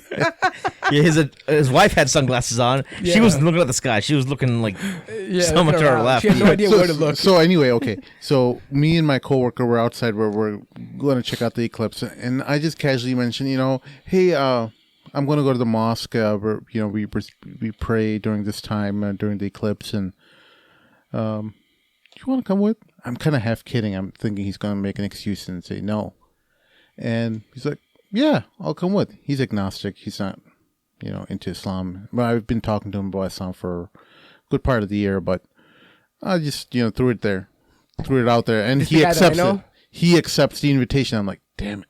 Okay, I have to take him now. All right, so he hopped in my car. Real cool dude. We click on like every level. Like he's got like so many interests that are in common with me. So I take him with me. It's always that awkwardness, bringing that white guy to the mosque, and then you gotta tell everyone to hide the weapons and other bomb-making material. Attention! There's a white man in the masjid. So, I brought him in, and we sat down. You know where the chairs are, where the old people usually sit in the mosque. We sat down and we're like waiting. I'm like, okay. I told him like, hey, the prayer's 5 minutes, and we'll go back out and we'll check out the eclipse. And then I hear one of my friends. He's at that mosque. He's giving the announcements, and he says, the prayer's going to be 20 minutes long. And I'm like, 20 minutes long? The whole eclipse will be over by then. This kid's all excited about the eclipse. He's going to completely miss out. But then I'm like, okay, well, it's too late to back out. Everyone's lining up for the prayer. And I'm like, oh man, we say the takbir and we start the prayer. I'm just thinking in the back of my mind, this guy's going to be so mad at me. The 20 minutes finally pass. I'm like, completely ruined my khushi. Don't bring white people to the mosque. I would never do that, dude. So my whole khushi was ruined. I'm like, I'm worried about this guy might hate Islam forever for, for me ruining the whole eclipse moment for him. But we finished up the prayer, and I brought him. I approached him. Well, actually, he was missing. He was gone from the chairs, and I found him outside. I'm like, hey, sorry, I know it took a long time. Wasn't anticipating such a long prayer. It's normally, voluntary prayers are pretty short. I'm going based off of funeral prayers and stuff. I didn't know the rulings on how long an eclipse. From what I read, the salah is actually the whole length of. Yeah, the I didn't know eclipse. that. Okay. I thought it was just supposed to be 5 minutes and you peace out and you go back to your viewing parties. So he was totally cool though, man. God bless his heart, give him hidayah and all that. But he was really gracious, and he was really thankful for being invited. He stayed for most of the prayer. He didn't care about missing the eclipse. He's like, the eclipse, it was mainly cloudy anyway, so he wasn't upset at all. But okay, so change the topic. Sorry, I want to get to this because I know we're running towards the end of the podcast. Our Love Buzz episode. I know a lot of our hardcore listeners, you were really upset. I'm sorry you felt upset. I know we are very critical of homosexuals and in the Love Buzz episode we weren't critical enough for you. We apologize. Homosexuality is bad. Let's all agree to it. I thought that was enough that we do it every other episode, but clearly this episode we did not make the mark for you guys, and I'm sorry I wasn't there, guys. I would have said something. I want to read one comment. I was kind of laughing. The only episode I disliked: bad execution of important topics. Love the hosts, but reconsider your approach, and this is what gets me. And potentially pull this episode. I was laughing. Pull it! Like that's the first time I ever heard somebody can't. Yeah, we only got 2,000 downloads in the first 24 hours.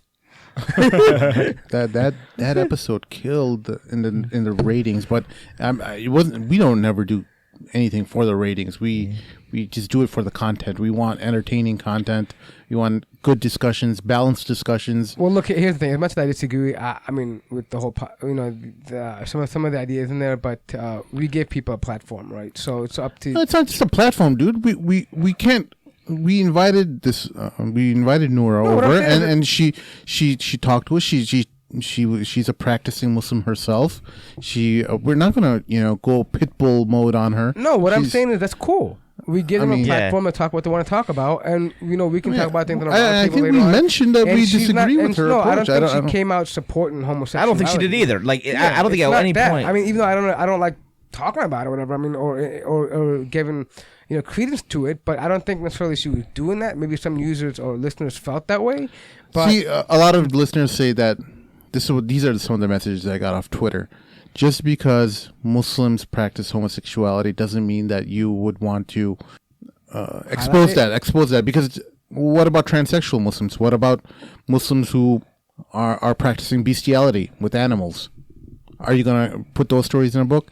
These are some of the comments I got off of Twitter, And I mean, I agree with them in a sense, because the idea is that if you look, the concept of concealing your sins in Islam is for what? To prevent fawahish from getting out, meaning that you don't want to normalize anything, right? And if somebody may read that and say, you know what, I'm not just the only one that's doing these kind of things. I don't feel so bad about doing it. You know what I mean? And that kind of mentality is dangerous. I'm not saying it'll happen, but if it does, that's what we're trying to approach, or to trying to, prevent, essentially. So that kind of thing, I do understand where that commenter is coming from, because I mean, you definitely don't want to give somebody who's on the fence about something, or embarrassed by a reason not to be ashamed by it or embarrassed, right? Because it is a wrong thing. You shouldn't be involving yourself in homosexuality. How do you address issues like that without talking about it? How do you address something like that without talking about it? Well, talking about it is one thing, but then just sharing stories and not saying how it's wrong is a different thing. Oh, okay. I'm surprised that nobody came after me for like my obsession with that one last kiss story. The dude had affair going on and like premarital oral sex and all that stuff. They were all probably like, man, I wish I was that dude too. People have also come to understand you a little bit better, Mahin. You're a little bit nutty. Yeah, and we love you're you for it. You're a dog. He's a dog. He's a dog. He's a dog. No, I mean, I just thought that was interesting that like nobody said like, brother, you glorified this haram relationship, etc., etc. And by the way, I remember somebody on the Facebook page But I think the key point is that you mentioned that it's haram. Okay, yeah. It's not that you said that it's okay or. I said it was a dope story. I said it was dope. It was hot and all that stuff too. One of your scholar friends who doesn't call you anymore when he's in town. Yeah, I think he's been listening to this podcast and he's probably upset with you. Yeah. Maybe. You think so? Well, why? I'm just wondering. Is that why Sheikh Hammer didn't call? I don't think he listens to their podcast. Most of my scholar friends don't listen to podcasts. I mean, usually he's got a track record for always calling you when he comes in town, or if you find out in some way that. Oh, there was something else. There was that drama going on with the dog. Oh, okay. That weekend, remember? Okay. Wait, so somebody left the comment saying, "Oh, why did you call men dogs? The qawami among they're the maintainers of women." And so obviously, look, I'm gonna be honest here, dude. If you didn't get the reference that I'm making, then I don't need to explain that to you. I mean, really, if you think that I'm calling men physical dogs, no. The idea is that by our nature, everybody knows that men are thirsty, dude. It's just what it is, right? So that's what I meant. You know what I mean? If you can't get that, you know what I mean, don't listen to that. I mean, and look, if you're gonna send us complaints, listen to the whole damn show, okay? Don't send us complaints after you listen to it. And 20 minutes in, you're already triggered and crying. Yeah. I mean, look. No. There was some sister I actually had to ban from our page because she was just going off and off and off on. I am appalled. Just Sam. acting this like is a America maniac. And there's freedom of speech. How dare you silence my female voice? Shame on you. I didn't ban anyone else. Every other sister got. Yeah, she went on a feminazi rant real quick, dude. I saw that. Hey, and then she got personal too. She got like venomous, and I'm like, you know what? If you want to have a productive discussion, well, we're perfectly willing to have that. I felt like saying something that I shouldn't say here, and I'm not gonna say it because it'll probably give me a lot of trouble. But there's a reason why she's in the situation that she is. Yeah. No. Wait, I was called a misogynist. Why, dude? I don't get it. I feel like I treat women with respect. No, because you were looking at them in a very objective manner. You're That video. I mean, You're kind of what you performing did, it. like, You were not listening. You were not watching the music video for kind the of- music. Oh, Like- I'm sorry. Kind You're supposed of to like close what- your eyes, brother. And listen to music. Yeah. No, Okay. Oh, no. At the same time, the feminist narrative is that you're supposed to look at the woman. Look at me in the eye. without being aroused. Oh, man, all right? so confusing, Moga, man. what Love you being aroused. have to do is you've got to hold this phone up, and you've got to squint your eyes so you can just see them, and so you don't see all of them. No, just like the Eclipse. And- You got to use and- those yeah, Eclipse exactly, glasses. The pinhole. and then you got to focus on the words. But you can't get aroused by the content of the words. You just try to understand the deeper meaning behind the words without getting aroused and not having any opinion about the one who's saying these words. Oh man. So you're just supposed to absorb this and not have any. Why don't you guys just stick in feelings the kitchen, man? Why are you guys making music videos? Just- I think you said something about that too. We're going to get in trouble again. Moga. This is Moga, all right? learn Not how- everyone on the Mad Mamluks. Just learn how to use the kitchen. He's a And at. Hey, I got misogynist Moga's like back him. no matter what though. So Yeah. He's black, Moga though. got beef with me. He's black. I'm a victim too. Moga's He's a actually- black Moga's actually person. my relative. I can say that here. can't Yeah, I? he is, Yeah, yes. so I can actually say that, dude. We are relatives by Not by Marriage. choice. yeah, but yeah. So what the point is, I got Moga's back, dude. So I just be in the kitchen. Another thing, more the people are they get the impression that like we're their platform, and then they're upset if we're not echoing their views. I feel like women they were so triggered by the last roundtable, they probably won't listen to any more roundtables, and that's fine. That's It is- cool, dude. I'm glad. You know what? At least you know, like you're not every show's for you. No, but honestly though, the roundtable is more for us because we spend a lot of time. We spend a lot of time in you know talking about guests and inviting guests here that we don't get to have our time to talk about what we want to talk about ourselves, right? So it's kind of, I mean, although we love our fans, we appreciate them, you guys listen to us, and we want to put out good content, but it's also a time for us to just because like we disagree on things. Me and Mahin disagree. Me and Sim disagree.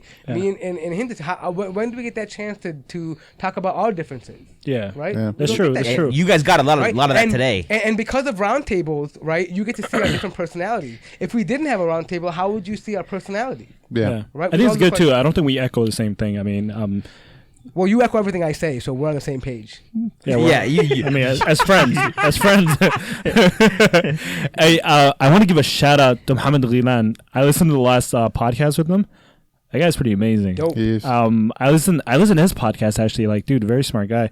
Some of the stuff goes over my head, but I mean, very interesting, dude. He talks about like the difference between like male and female and the brain and everything, and it's really interesting. Yeah. I feel like for him, Gender like, roles. I'm sorry. Gender roles. Yeah, gender roles, exactly. And, for him, I mean, it's kind of hard to argue because he comes from this background. He's like a neuroscientist or whatever, and he's a medical Student. med student, yeah. And then it's kind of hard to argue with him, but yeah, dude, really, really good guy. Yeah. Really good amazing. content. dude. Always Yeah. shows us love too. Always gives us a shout out on his podcast. He really does. He really does. Make yeah. sure you guys, subscribe to his podcast channel.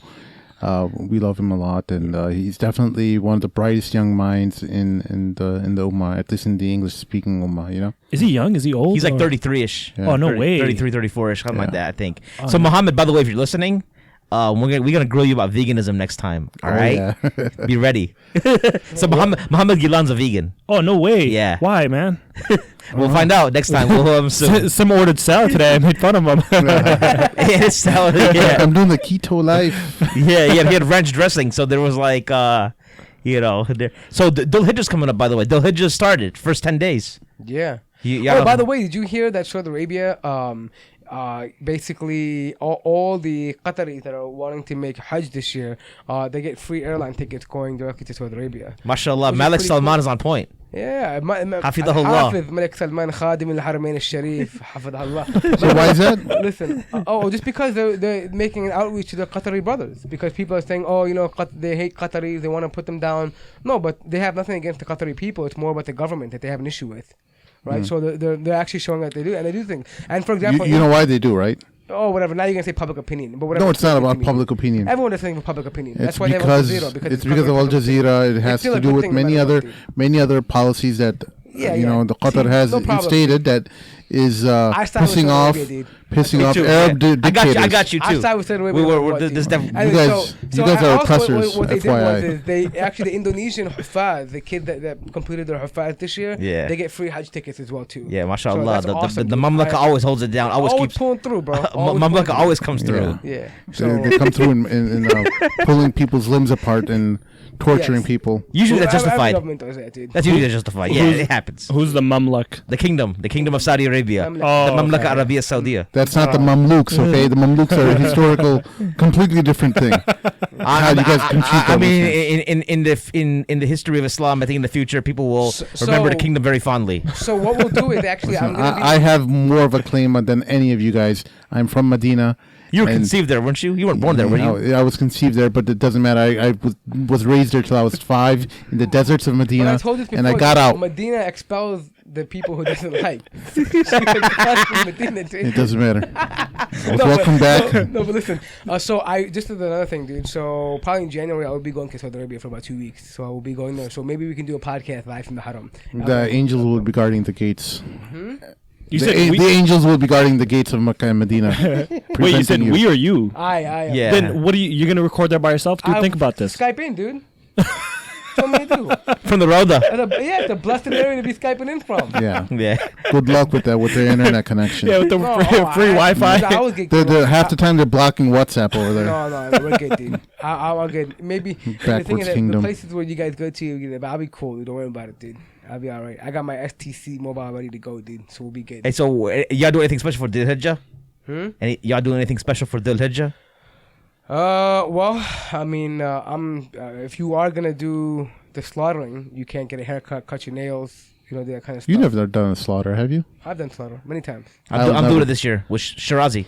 Islamic Oh, Oasis. Okay. Oh, really? Yeah. My Man. brother and me did it last year too. I don't know. I can't kill an animal.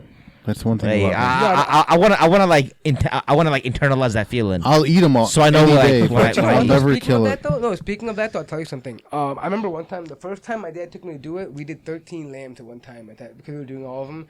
And I'll tell you one thing, though, dude. When you slaughter your own meat and when you actually do the process of taking the animal, I'm not talking about, just a random slaughterhouse where you just, all the sheep are there and you just grab one and you do it. No. I'm talking about when you go to a farm and they're running wild and you actually catch it and you come back and then you have to feed it and then you actually cut the neck. That whole process of doing that and then skinning and preparing the meat, you will learn to appreciate the meat that you have. Like, you will eat less after doing all that, and you will appreciate the amount of work that goes in and the fact that you took a living being, right? A lot of times right now when we go to the supermarket, you just buy meat because it's just Yeah, food just in the there. plate, right? You don't Yeah. see it, right? But when you actually do the killing, when you actually see, the animal bleeding I out. hear you. I hear. I think a lot of people might do that for like a couple weeks and then they go back to throwing away. Yeah, food no, again. obviously because they go back to buying shelf food. But imagine people who did this every time they had to eat meat, and that's Right. why you understood why they eat less and less meat. That's why they understood the reason behind not eating so much meat, because you actually are taking a life. You know what I mean? You are doing that to an extent. So you appreciate it more is what I'm saying. Yeah. With Qurbani, like, you know how you're supposed to, like, distribute the meat and kind of share and Yeah. stuff? Have you guys ever given it to non-Muslims? No, I don't. So, Is it even eligible? I don't know. Well, So, I mean, you are. Oh, if we had Sheikh Amr here today, he could have No, answered that oh, question. man. It's, You can give wish we back had to- a guy for that. But I think by most fiqh, the precedence is the Muslims in the community. So one of my friends, this guy, a non-Muslim guy, right? Someone gives him a shoulder. Someone gives him a piece of shoulder, right? It's him and his wife, and then he talks to one of my other friends. He's like, yo, these guys, they try to offer me a piece of meat, like a shoulder. He's like, is this normal? It's great. It makes great burger meat. Yeah, but You're dude, supposed to take the shoulder and he and thought it make was ground weird. beef out of it. He thought it was weird, so he gave it back. He's like, he didn't take it. He gave Right? like a chuck. Wow. What? He gave it back, but to him, this is weird. Like, dude, you don't give someone like just a piece of meat. I think for us, it's bloody normal. meat, like raw bloody meat. Here is my meat. Take my meat. It's almost like a threat. You know what I mean? It's like giving someone like a horse's Hey, bro, head. see that meat? It's bloody, bro. Look at me that way again. So he gave it away, and then he was just like, he gave it back. Actually, he didn't take it, and he was just like, hey, is this normal? Is this something you guys do? What was he He's like, like? Was he yeah, a white dude? white dude, yeah, Like yeah. straight up white? what does I that mean, mean? was he Like like white Albanian supremacist white, or- or No. I mean, what are we saying? Was he like He's like Bosnian white. No, they was like Irish or Italian. Or was he like Bosnian? He has Ukrainian? beautiful blue eyes, but he's just white though. Okay. Yeah, so he's just a normal white person. Most white people in America are mutts. You said Yeah. beautiful blue eyes. Yeah, Numasha is. So I'm assuming you like blue eyes. I mean, dude, I don't know. Oh, you said beautiful blue eyes. I mean, I just noticed beautiful eyes like Sheikh Amr. I mean, mashallah, dude, the guy's He has green eyes. yes, beautiful. I mean, dude, it's Yeah, they're dreamy, right? Really dreamy. Really dreamy. Man, I miss him. I wish he was here. Most of the time, they look confused. Oh man! All right. May he close us out? Yeah, for sure. Like, we'll appreciate everyone sticking us through. Oh, where are we at? Like hour and a half or so? Yeah, we're Talked out. about like a bunch of different stuff, but yeah. If you want to check us out, we're on Facebook. Leave comments there. If you're triggered, keep commenting. We'll, Yeah, but if you're gonna make dumb comments, dude, keep it drama for your mama, dude. I don't want to hear it. Any of the girls from the music video, I created a Twitter page. I don't remember what the thing is, but I follow Sim, so jump on his page so you can follow me. Is it Mogalicious? Or is that your Instagram? No, Mogalicious M. is Sharif taken. something, right? Like people who are thirsty for some Mamluks, Moga is Yeah. still single. So The other Mamluks might be eligible for second wives.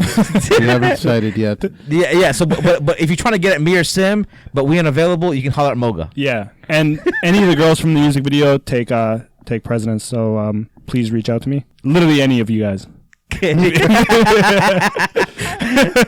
All right, for sure.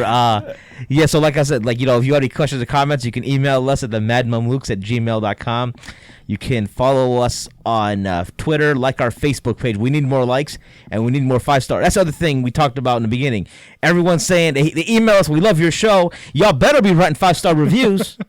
Yeah, I mean, for real, like, come on, man.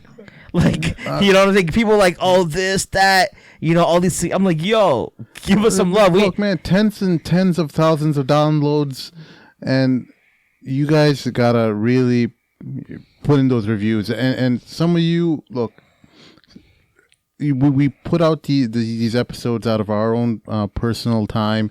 We're taking away time from our families, from our work, and every other type of entertainment avenue, you know, Netflix or whatever, you know. But we're putting in a lot of time and a lot of money towards this effort, and we need your support.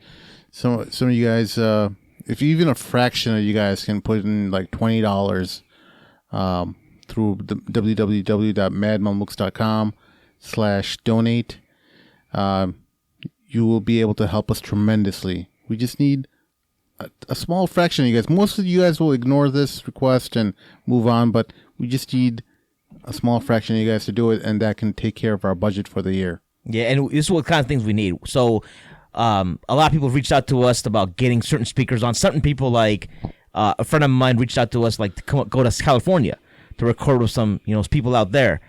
But here's the thing. We don't have travel-friendly equipment, right? We have a studio that's not necessarily the most portable thing in the world. It's kind of a pain in the butt, and there's a lot of glitches that can happen when you move that thing. So we are looking to buy a separate set of just mobile-specific equipment that we can travel. We actually had a glitch at one time where we hacked it. I mean, we really, thankfully, Sim found a way to salvage the material. Yeah, but it sorry, was still Sheikh really Yasser. crappy. I mean, compared to you know, our quality that Right. we had, you know, and that was because of the equipment that we had. You know, we had to just, you know, makeshift equipment. Yeah, it's not stable when you're moving it around like this, but there's equipment out there that's mobile friendly. So we definitely want to travel and go across the country and meet some of y'all and talk to different people, but we need budget for that. So those are the kind of things that'll just help our programming and keep us delivered. Because like, I don't know, there's no other Muslim podcast out right now that's giving y'all a show a week. So show some love. All right. So for my co-host Sim, Mort, Moga, this is Mahin signing off for the Mad Mamluks. Assalamu alaikum.